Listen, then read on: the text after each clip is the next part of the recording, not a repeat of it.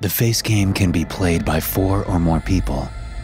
Players must begin the game alone and in absolute darkness. If any sources of light or observers are present, the game will fail. But the game itself is simple.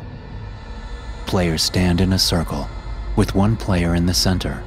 The player in the center is called the judge. The players who form the circle are called the pretenders. In the center of the circle, the judge spins counterclockwise, while the pretenders rotate clockwise around them. The players continue to spin until the judge announces in a loud voice, I wonder whose face I will find." The pretenders then freeze and take 3 steps backward, widening the circle. The judge can no longer be sure who or what is standing where. They must approach the first pretender and attempt to identify them by touching their face. If the judge touches any part of a pretender apart from their face, or if a pretender moves or speaks, the game fails. A pretender can sneer, scrunch up their nose, or otherwise manipulate their face to make themselves more difficult to identify. When the judge is confident about a pretender's identity, the judge announces loudly, "This face belongs to the pretender's full, true name." If the judge is incorrect, the face game ends. Otherwise, the game continues, and the judge approaches the next pretender. If the judge correctly identifies all of the pretenders, the judge wins, and the face game ends. If a pretender successfully deceives the judge, the pretenders win, and the face game ends. There is, however, a third possible outcome. During the face game, it is possible that the judge might touch a face that they are unable to identify, a face that belongs to someone or something that wasn't present when the game began, the outsider. The judge must take their time with the face of the outsider, being sure to touch every part. They must not be discouraged or frightened by weeping sores, strange protrusions, or squirming things beneath the outsider's flesh. Even if the outsider bites the judge, licks them, or makes its skin abrasive, the judge must continue until they have touched every part of the outsider's face. The pretenders must remain in their places. They must not move or speak, regardless of any foul odors, unnatural sounds, or changes in temperature that the outsider might produce. When the judge has completely touched every part of the outsider's face, they must loudly announce, "I do not know who this face belongs to, but surely it is the most beautiful face of all." The outsider then disappears, and the face game ends. However, if the pretenders move or speak, if the judge fails to completely touch the outsider's face, or doesn't pronounce the game-ending phrase correctly, or if the outsider successfully impersonates one of the pretenders, the outsider wins the face game. And what happens if the outsider wins the face game? My best friends and I found out on Halloween night in 1999. "Light as a feather, stiff as a board. Light as a feather, stiff as a board." The 5 of us chanted, but Amy didn't budge. My fingers hurt. I was starting to sweat in Clara's stuffy, unfinished basement, and I thought that choosing our heaviest friend for the witchy ritual might not have been the best idea. I wanted, desperately, for it to work. I think we all did. Mostly because now that we were 12, Halloween had started to seem sort of lame. Erica had stolen her brother's copy of Scream, but it hadn't made us jump and shriek the way we used to. Eating so much candy had made us all feel sick to our stomachs, and the flickering tea candles Christina had set up felt cliché instead of spooky. We all wanted that special Halloween magic back, even if it was just for one more night. The basement door opened with a creak. We all jumped and let Amy drop. "Ow!" Amy groaned, clutching her head. Clara's older sister Holly stood backlit by the rectangle of light at the top of the basement stairs. "Are you still trying to do that stupid trick?" Holly sneered. "You know it's fake, right?" Holly was 2 years older than us, and, according to herself, about 10 times cooler. Maybe it was just the sweltering basement, or my frustration with our disappointing Halloween night, but I suddenly just couldn't take any more of Holly's superiority complex. Oh, let me guess. I snapped. I bet you know one that really works, right? How I wish I could take those words back now. Holly's mouth opened and closed soundlessly a few times. She couldn't believe that one of her little sister's friends had actually talked back to her. I do. Holly spat, when her jaw finally started working again. And I'll prove it. She slammed the basement door on her way out. We all looked at each other and giggled. Holly was gone a long time. Here. She stormed down the stairs and shoved a sheet of printed paper into my hands. The Face Game, read the header. This isn't some game you knew about. I snorted. You printed it off from somewhere. Look, the ink's not even dry. You're too scared to play it. Anyway, I'm going to talk to my boyfriend, so do not come upstairs. Holly shouted over her shoulder before slamming the door and getting yelled at once again. We read through the instructions several times. It didn't seem complicated, but even as a preteen, I wondered about the Face Game. It seemed so simple, so anonymous. Who had created the Face Game? Why? At the time, I didn't have any answers. The 5 of us stood in a circle, waiting for Clara's parents to click off the television and go to bed. When the house was finally quiet, we began. I volunteered to be the judge. It had looked easy on paper, but spinning in circles in Clara's stuffy, pitch-black basement went to my head immediately. I had barely twirled 5 times when the floor began to feel wobbly beneath my feet. I wonder whose face I will find? I shouted queasily, starting the game. It had sounded like there were a lot more than just my friend's footsteps circling around me in the dark. But when I spoke, all sound stopped. Standing dizzily in the complete darkness made me feel like an astronaut from one of the documentaries we watched in school, floating alone in the lightless, hostile void of space. With a shiver, I took a step forward, then another. Where were my friends? I held my hand out in front of me and staggered blindly forward. When my fingers touched flesh, I nearly shrieked. A face! Fortunately, the first one was easy. It was a round face with soft, pudgy features, and if that weren't enough, there wasn't a drip of sweat on it. That meant it could only belong to Amy, the girl we'd been trying to lift with our spell. I felt around her face, just to be sure, then called out, This face belongs to Amy Leanne McCade. I heard Amy let out a sigh of relief. No one else spoke. The game would go on.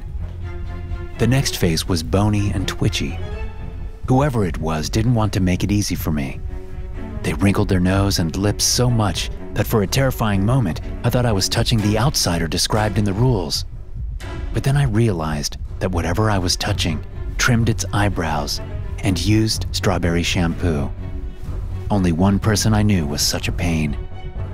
This face belongs to Clara Simmons. Wrong!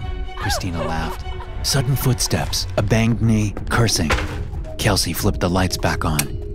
I was standing in front of Christina. Clara was next to her in the circle. The darkness had made me more sensitive to smell, I supposed. And besides, I'd figured that only Clara would try to trip me up. I'd forgotten how sneaky Christina could be. My friends, the pretenders, had won the face game. I felt my cheeks burning. Holly's stupid paper printout game had been more difficult than I thought, and I looked and felt like an idiot. I was angry with them, but even more angry with myself. Well, since you won, Christina, why don't you be judge next?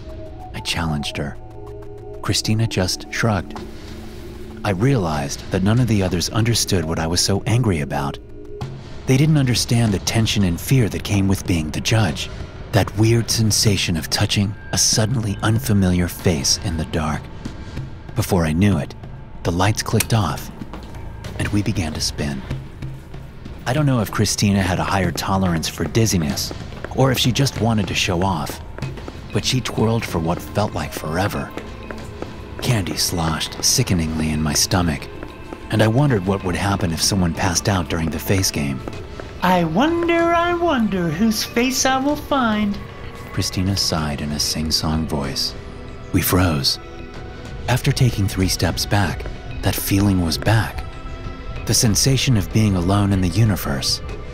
There was nothing to do but wait for hands to touch my face. I heard shuffling feet, wiggling, a barely stifled giggle. This face belongs to Clara Simmons. Clara groaned. Christina moved on. She barely took 2 minutes to identify the next pretender. This face belongs to Erica Rebecca Moss. Christina was moving fast, maybe too fast. I heard her uncertain footsteps as she nearly walked outside the circle and had to double back, feeling her way through the dark just as I had. Suddenly, Christina gasped. Then, silence. What was taking her so long? And when had Clara's basement gotten so cold? I shivered. If it weren't for the total darkness, I was sure I would have been able to see my breath. A foul smell like rotten eggs invaded my nostrils. Something was wrong. I desperately wanted to ask Christina what was going on, and yet, if a pretender moves or speaks, the outsider wins the face game. I heard a sick, gurgling noise, followed by another, more recognizable sound. Christina weeping. I don't know whose face this is, Christina sobbed. but surely it is the most I couldn't take any more. I didn't care what happened after the game ended. It just had to stop. I stumbled forward into the pitch blackness, feeling for the light switch. I should have slipped on beanbags and candy wrappers or slammed into the basement furniture. I should have found the stairs. But the darkness seemed to go on forever. Clara? Christina? I asked nervously. No response. It was like my words had been swallowed up. I wrapped my arms around myself against the chill, but it was useless. The cold penetrated all the way to the bone. When I held my jaw to stop my teeth from chattering, I thought for sure I could hear someone screaming, but it felt very far away. No matter how far I walked forward or backwards, I couldn't reach the basement wall. I knelt and touched the floor. Instead of Clara's carpet, I touched something as cold and smooth as ice. Is anyone there? I cried. From somewhere behind me, I heard a low rumbling sound that might have been laughter. The next thing I knew, I was blind. Ugh! A dark figure surrounded by light shouted down at me. What are you twerps doing down here? Mom and Dad are pissed. I knew that voice. Clara's older sister, Holly, at the top of the stairs once more. My friends were scattered around the basement like broken toys, terrified and exhausted, all except Christina. Christina stood in the center of the room, her face expressionless. She opened and closed her fingers and toes as if using them for the first time. She wriggled the muscles in her face, as though trying to understand how to move them. And then she smiled. Your stupid game didn't work. Christina yelled up the stairs. The rest of us looked at each other. It had worked. Too well. Christina had touched the outsider. She should know that better than anyone, and yet... Of course it didn't work. Holly rolled her eyes. I just printed it out from some message board so you losers wouldn't bother me while I talked to Brandon. He doesn't even like you, Christina said flatly. What? Holly's eyes grew wide. Why don't you ask Brandon what he did with Shelley Spicer from second period at Alex Hoffeld's homecoming party? Christina sneered. Huh, how do you know about that? Holly stammered. Anyway, Brandon didn't even go. He told me so. That wasn't what he told Shelley. Ask him. You'll see. Without another word, Holly slammed the door. We all stared. What? Christina shrugged, examining her fingernails. Holly Simmons is a bitch. She deserved it. Chris, what happened to you? I asked. Christina snorted. Don't tell me you're still talking about that stupid game.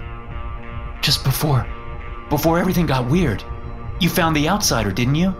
I heard you. But surely it is the most beautiful face of a... Don't tell me you actually fell for that.